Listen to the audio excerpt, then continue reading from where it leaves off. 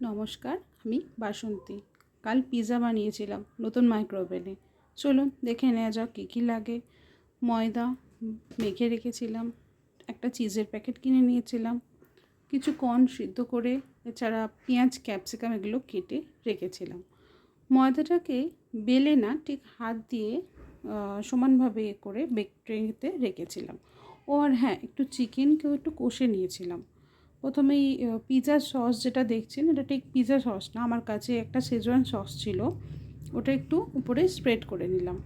ময়দাটার মধ্যে আমি বিশেষ কিছু দিইনি, ওই নুন, চিনি, তেল এবং একটু বেকিং পাউডার দিয়েছিলাম একটু ফোলার জন্য আর কি। আর টপিংস হিসাবে ব্যবহার করেছিলাম ওই পেঁয়াজ ক্যাপসিকাম, সেদ্ধ কর্ন আর চিকেনের টুকরোগুলো। ঘরোয়াভাবে বানাতে গেলে নিজের মতো করেও একটু বানিয়ে নেওয়া যায়, তবে একদম নিজের মতো করতে গেলে তো সেটার পিৎজা হয় না। যাই হোক, ওই ছেলের আবদারে বানাতে গিয়ে একটু বেশিই বানিয়ে ফেলেছিলাম। যাক, সেদিনকে ভালোভাবেই সবাই মিলে টিফিনও করে নিলাম। এই মাঝে মধ্যে টুকটাক আর কি নতুন একটা মাইক্রোওভেন কিনেছি আর কি। তো আপনারাও দেখে নিতে পারেন, যদি ভালো লাগে করতেই পারেন। এইবার দেখুন, আমি একটু অরিগানো ওপর থেকে দিয়ে নিলাম, আর সেই চিজের প্যাকেটটা থেকে আমি একটু চিজ মানে বেশ বেশি পরিমাণেই দিয়েছি, এটা জাস্ট শো করা হয়েছে অল্প করে। আর আমি হ্যাঁ, দুবার চিজ দিয়েছিলাম, কারণ চিজটা দেওয়ার পর আমি চিকেনটা দিয়েছি এবং তারপর আবার চিজ দিয়েছিলাম, যাতে ব্যাপারটা একটু চিজি চিজি হয়। ঘরোয়া মানে খুব তো মশলাপাতি দেওয়া যায়নি, তাই ওই চিজ টিজ দিয়ে আর কি, একটু চিকেন চিজ এগুলো দিয়েই পিৎজার ব্যাপারটাকে সামলিয়েছি। আর বাচ্চাদের তো একটু মুখরোচক হলেই হবে, ওদের তো আর অত ম্যাটার করে না যে কী দেওয়া হয়েছে আর কী দেওয়া হয়নি।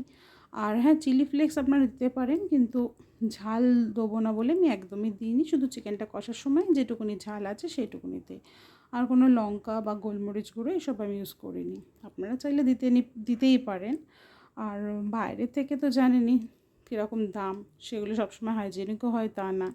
তো আমি ঘরোয়াভাবেই বানিয়ে দেখালাম আপনাদেরকে। যদি ভালো লাগে অবশ্যই একটা লাইক করবেন এবং ট্রাই করবেন এবং জানাবেন কেমন হলো।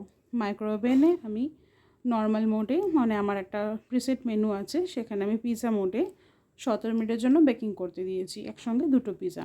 2-3 বার করতে হয়েছে, একটা ট্রেতে ওই 2 থেকে 3টে করে হয়েছে।